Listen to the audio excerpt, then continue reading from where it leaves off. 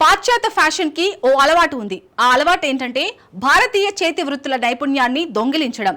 భారత్లో తక్కువ ఖరీదుకే విక్రయించే వాటిని తమ బ్రాండ్ ట్యాగ్ వేసి కోట్ల రూపాయలను సొమ్ము చేసుకుంటున్నాయి. కానీ ఇక్కడి నైపుణ్యానికి మాత్రం గుర్తింపును ఇవ్వకుండా అసలు కథను దాచిపెడుతున్నాయి. కొన్ని రోజుల క్రితం భారత తోలు చెప్పులను ప్రముఖ ఫ్యాషన్ బ్రాండ్ ప్రాడా ప్రదర్శించి విమర్శల పాలైంది. ఇప్పుడు ఇలాగే మరో ఫ్యాషన్ సంస్థ డియోర్ కూడా భారతీయ నైపుణ్యాన్ని కాపీ కొట్టింది. ఓ కోటును ఏకంగా ₹1,70,00,000 విక్రయించింది. డజన్ మందికి పైగా భారతీయ కళాకారులు నేసిన ఆ కోటుకు వెనుక ఉన్న వారికి మాత్రం డియోర్ క్రెడిట్ ఇవ్వటం లేదు.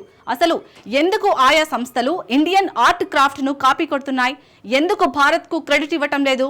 Watch story.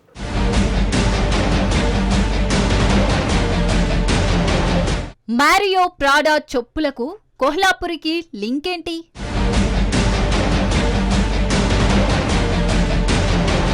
డియోర్ కోటుపై భారత్లో విమర్శలెందుకు?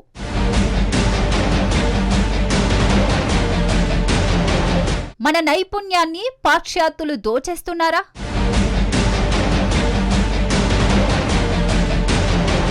విమానాన్ని ఎవరు కనుగొన్నారు? దీనికి ఎవరైనా టక్కున చెప్పే సమాధానం రైట్ సోదరులు. విల్బర్ రైట్, అర్విల్లీ రైట్ అనే ఇద్దరు అన్నదమ్ములు తొలిసారి విమానాన్ని తయారు చేశారు. దీన్నే రైట్ ఫ్లేయర్ అంటారు. కానీ అంతకుముందే ఎన్నో వేల సంవత్సరాల క్రితమే భారత్లో విమానాలు ఉండేవి. మన పురాణాల్లో పుష్పక విమానాల ప్రస్తావన చాలా మందికి తెలిసే ఉంటుంది. భరద్వాజ మహర్షి విమానాల తయారీ, వాటి ఉపయోగం గురించి విమాన శాస్త్రంలో వెల్లడించినట్లు చెబుతున్నారు. అంటే మన పురాణాల్లోని ఈ టెక్నాలజీని పాశ్చాత్యులు కాపీ కొట్టారన్న వాదనలు ఉన్నాయి. నిజానికి పాశ్చాత్యులు అనాగరికులు, ఆటవిక తెగలుగా ఉన్న రోజుల్లోనే భారతదేశంలో హరప్ప సింధు నాగరికతలో హరప్ప, మొహంజాదారో నగరాలు ఆధునికంగా ఉన్నాయి. క్రీస్తు పూర్వం 600 ఏళ్ల క్రితమే సుశ్రుతుడు ఆ కాలంలోనే సర్జరీలు చేసినట్లు శుశ్రు సంహిత వెల్లడిస్తోంది. ఇప్పుడు అద్భుతమైన చికిత్సలు తామే చేస్తున్నామని పాశ్చాత్యులు గొప్పలు చెప్పుకుంటున్నారు. మహాభారతంలోని శక్తివంతమైన ఆయుధంగా వర్ణించే బ్రహ్మాస్త్రం ఆధారంగానే ఆధునిక అణుబాంబును అమెరికన్లు తయారు చేసినట్లు వాదనలు ఉన్నాయి. పాశ్చాత్య శాస్త్రవేత్తలు మన గ్రంథాలను అధ్యయనం చేసే వాటిని తయారు చేసినట్లు వాదిస్తున్నారు. నిజానికి ఈ వాదనలకు ఎలాంటి ఆధారాలు లేవు.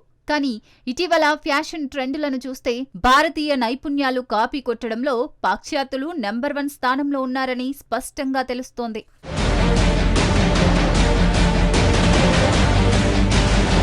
ఇటలీలోని మిలాన్లో ఫ్యాషన్ వీక్ అద్భుతంగా నిర్వహించారు. రన్వేలో మోడళ్లు తలుక్కున మెరిశారు.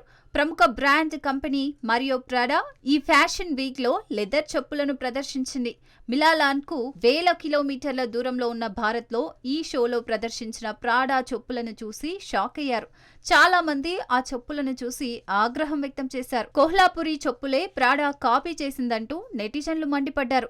దక్షిణ మహారాష్ట్ర, ఉత్తర కర్ణాటకల్లో ఈ చెప్పులు చాలా ఫేమస్. దశాబ్దాలుగా చేతి వృత్తుల వారు తోలు చెప్పులను తయారు చేస్తారు.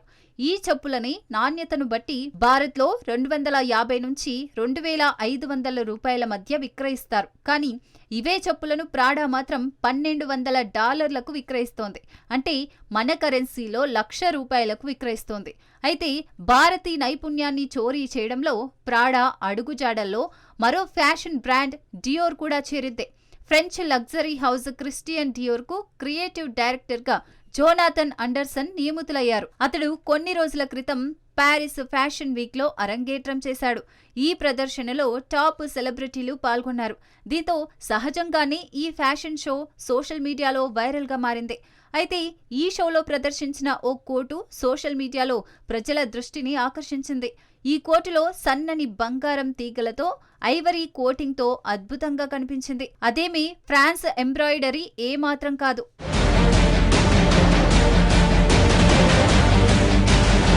కోటుపై కనిపించిన ఎంబ్రాయిడరీ ఫ్రాన్స్ ఆర్ట్ క్రాఫ్ట్ కానే కాదు. దాన్ని భారత్లో ముఖేష్ టెక్నిక్ అని పిలుస్తారు. ముఖేష్ అనేది భారత్లో మాత్రమే వినియోగించే సాంప్రదాయ మెటల్ ఎంబ్రాయిడరీ టెక్నిక్. ఇది వెండి, బంగారంతో చేసిన సన్నని పోగులతో ఎంబ్రాయిడరీ చేస్తారు. దశాబ్దాల క్రితమే ఈ కళ లక్నోలో ఫేమస్ అయింది. ఇప్పటికీ లక్నోలో కొందరు నిపుణులైన హస్తకళాకారులు ముఖేష్ కోట్లను నేస్తారు. లక్నోలోని ఇరుకైన వీధుల్లో నేసిన కోటును తీసుకెళ్లి ఫ్యాషన్ రన్వేపై డియోర్ ప్రదర్శించింది. డియోర్ దాన్ని తీసుకెళ్లడం సమస్య కాదు. కానీ ఇక్కడి నిపుణులకు తగిన క్రెడిట్ ఇవ్వకుండా తన సొంత క్రియేటివిటీ అన్నట్లుగా డియోర్ బిల్డప్ ఇస్తోంది. ఈ కోటుపై ఉన్న డియోర్ ప్రైస్ ట్యాగ్ ను చూస్తే మనకు కళ్ళు తిరిగి పడిపోవడం ఖాయం. ఆ కోటు ధరను ఏకంగా ₹1,70,00,000గా డియోర్ ప్రకటించింది. నైపుణ్యమున్న డిజైన్లు లక్నోలో ఈ కోటును నేయడానికి ఎంత తీసుకుంటారో తెలుసా? 50,000 నుంచి ₹2,00,000 పైమాటే. కానీ దీన్ని డియోర్ ఏకంగా ₹1,70,00,000కు పైగా ధర ప్రకటించింది. ఇక అసలు విషయం ఏమిటంటే డియోర్ ప్రదర్శించిన ఈ కోటును 12 మంది భారతీయ కళాకారులు నేసినట్లు తెలుస్తోంది. అయినప్పటికీ ఆ 12 మంది కళాకారులకు కానీ భారత్కు కానీ గుర్తింపును డియోర్ ఇవ్వకపోవడంపైనే విమర్శలు వ్యక్తమవుతున్నాయి. అయితే పాశ్చాత్య బ్రాండ్లు ప్రాడా, డియోరే కాదు, చాలా ఫ్యాషన్ బ్రాండ్లు భారత చేతి వృత్తులను కాపీ చేస్తున్నారు.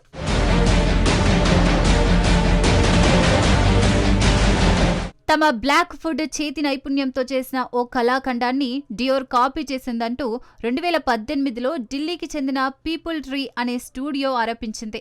ఇవే కాదు, భారతీయ వస్త్రాలు షరారా, దుప్పట్టాను కూడా డియోర్ కాపీ కొట్టేసింది. వాటిని స్కాండినేవియన్ స్కార్ఫ్ గా గొప్పలు చెప్పుకుంది.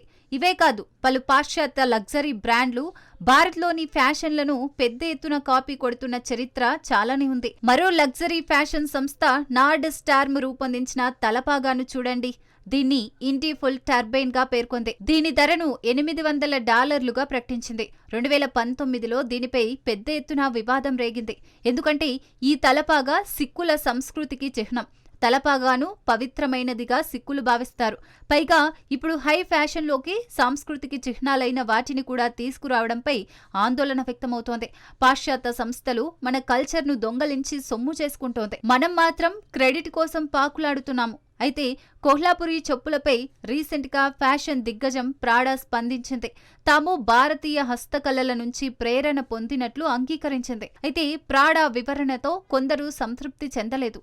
ఇప్పుడు కోహ్లాపురి చెప్పులపై కోర్టుకెక్కారు. కళాకారులు వారి హస్తకళలకు పరిహారం ఇవ్వాలని, వారి కళలకు రక్షణ కల్పించాలని పలువురు భారతీయులు డిమాండ్ చేస్తున్నారు.